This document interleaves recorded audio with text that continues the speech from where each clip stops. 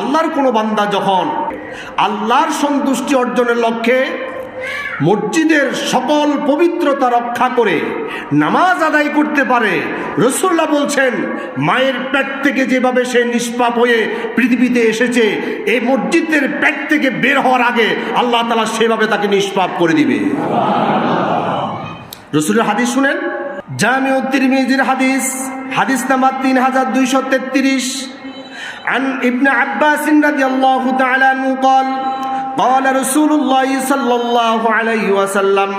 الكفارة المكث في المساجد بعد الصلاة والمشي على الأقدام إلى الجماعة وإسباغ الوضوء في المكاره ومن فعل ذلك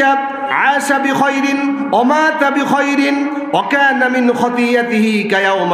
ولدته أمه। নবী করিম সাল্লাল্লাহু আলাইহি সাল্লাম বলছেন,